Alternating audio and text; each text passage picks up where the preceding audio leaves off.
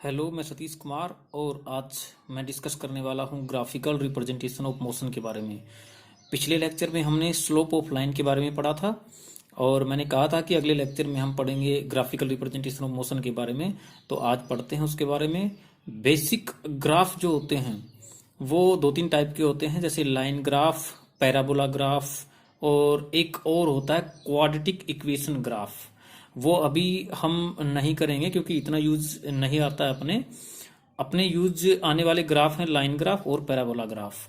तो line graph के बारे में हमने कुछ पढ़ लिया था और आज कुछ और डिस्कस कर लेते हैं। तो सबसे पहले लाइन ग्राफ के बारे में पढ़ेंगे, फिर पैराबोला ग्राफ के बारे में। तो लाइन ग्राफ क्या होता है? लाइन ग्राफ के बारे में पढ़ते हैं कि लाइन की जो इक्वेशन होती है, लाइन की जो इक्वेशन होती है वो होती है अपनी y is equal to M X plus C.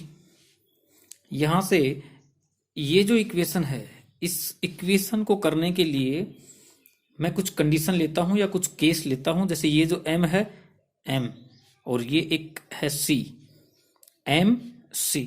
यहां से m हो गई अपनी स्लोप और c कुछ कांस्टेंट। तो यहां से हम इसे केस बना सकते हैं इसके, जैसे m पॉजिटिव हो सकता है, c पॉजिटिव हो सकता है, ये पॉजिटिव ये नेगेटिव, ये नेगेटिव ये पॉजिटिव, ये नेगेटिव ये भी नेगेटिव। तो यहां से ये कुछ केस हैं इसके,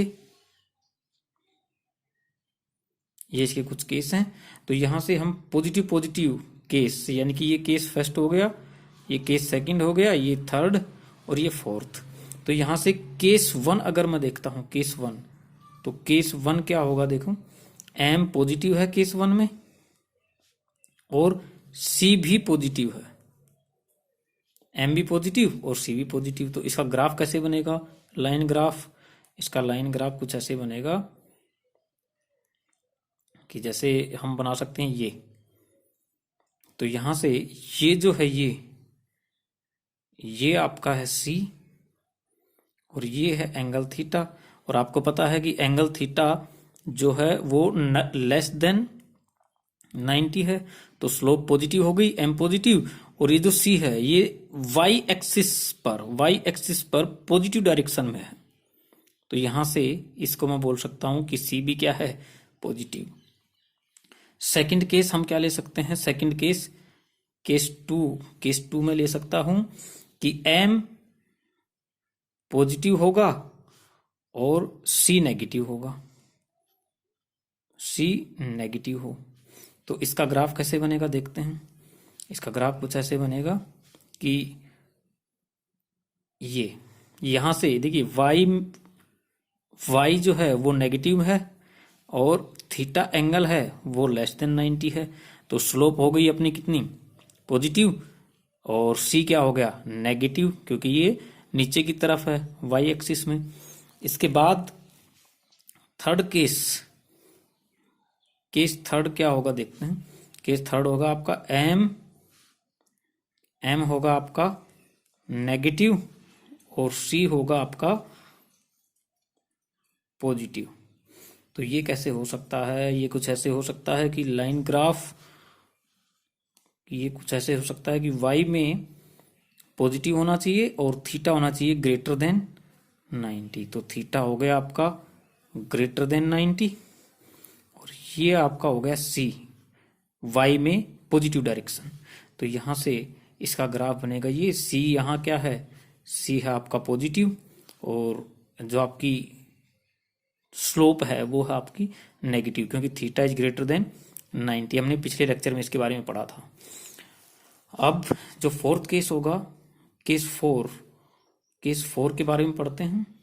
तो केस फोर आपका होगा, दोनों ही नेगेटिव है यहाँ पर, एम भी नेगेटिव और सी भी नेगेटिव है। तो इसके लिए हम कोई ग्राफ बनाते हैं और वो ग्राफ बनेगा आपका कुछ ऐसा कि आपका एंगल होना चाहिए एक्स एक्सिस में पॉजिटिव डायरेक्शन की तरफ से ग्रेटर देन 90 और सी होना चाहिए नीचे की तरफ। तो कुछ ऐसे बन जाएगा। देखो, सी भी नेगेटिव और एम भी नेगेटिव, क्योंकि ग्रेटर देन 90 है। तो यहाँ से ये इसके 4 केस बनते हैं लाइन ग्राफ के। ये आपके लाइन ग्राफ के बारे में कुछ था, और इसके बारे में हम पढ़ते हैं पैराबोला ग्राफ। तो जो पैराबोला ग्राफ है, पैराबोला ग्राफ, तो पैराबोला ग्राफ में पैराबोला की इक्वेशन क्या होती है, जैसे मैं लिख देता हूँ y square is equal to 4ax। Mathematics में आपने पढ़ा होगा इसे। यहाँ पर ये आपका वेरिएबल है और ये भी आपका वेरिएबल है, यानी कि ये y कोऑर्डिनेट के लिए, ये x कोऑर्डिनेट के लिए। तो यहाँ से अगर मैं ये कहूँ कि ये आपका कोई ग्राफ है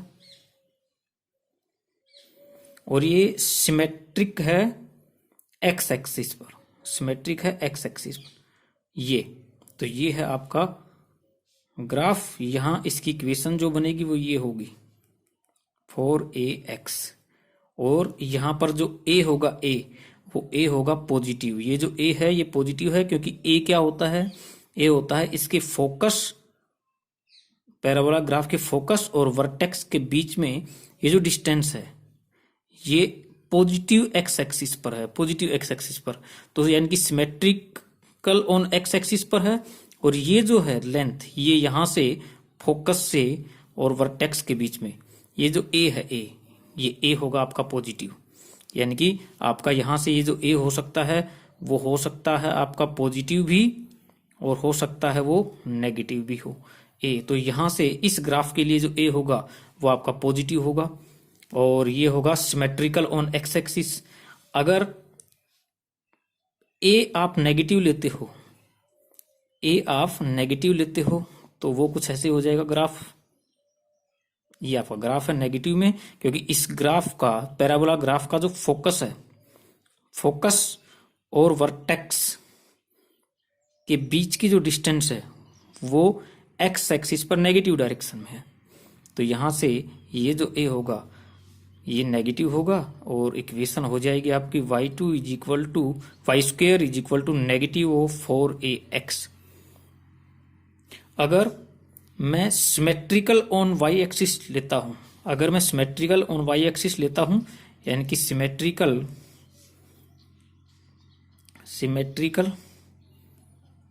ऑन y एक्सिस, तो उसके ग्राफ कैसे होंगे देखते हैं। ये ग्राफ था सिमेट्रिकल ऑन x एक्सिस, और अब देखते हैं सिमेट्रिकल ऑन y एक्सिस। तो उसके लिए जो ग्राफ होगा वो आपका कुछ ऐसा होगा कि ये आपके कोऑर्डिनेट सिस्टम, और ये आपका पैराबोला ग्राफ है। तो पैराबोला ग्राफ में ये आपका वर्टेक्स हो गया, ये आपका फोकस हो गया, इसके बीच में ये जो डिस्टेंस है ये पॉजिटिव डायरेक्शन में है, y एक्सिस में पॉजिटिव डायरेक्शन में। तो यहाँ से a होगा वो आपका होगा पॉजिटिव, a होगा वो होगा आपका पॉजिटिव, और इसकी जो इक्वेशन होगी वो होगी आपकी x square is equal to 4ay, क्योंकि ये y ये सिमेट्रिकल है y एक्सिस पर, सिमेट्रिकल है y एक्सिस के, इसलिए इसकी इक्वेशन हो जाएगी x square is equal to 4ay। यहाँ से a जो होगा वो पॉजिटिव है, इसमें है पॉजिटिव a, और अगर a को मुझे नेगेटिव लेना हो तो वो हो जाएगा आपका ये फोकस, ये वर्टेक्स है। इसके बारे में आपको पता होगा, मैथमेटिक्स में पढ़ लिया होगा कि वर्टेक्स क्या होता है किसी भी पैराबोला ग्राफ का, और फोकस क्या होता है उसका। फोकस और वर्टेक्स के बीच की जो डिस्टेंस होती है उसको हम a से डिनोट करते हैं, और इस डिस्टेंस को हम नेगेटिव और पॉजिटिव दोनों ले सकते हैं। तो यहाँ से a है वो पॉजिटिव और नेगेटिव हो सकता है। तो इसमें फिलहाल a जो होगा वो नेगेटिव होगा, और इसकी इक्वेशन क्या हो जाएगी x square is equal to negative 4ay। तो ये इसकी इक्वेशन होगी, ये इसकी इक्वेशन। हमने टोटल लाइन ग्राफ के बारे में और पैराबोला ग्राफ के बारे में पढ़ लिया है।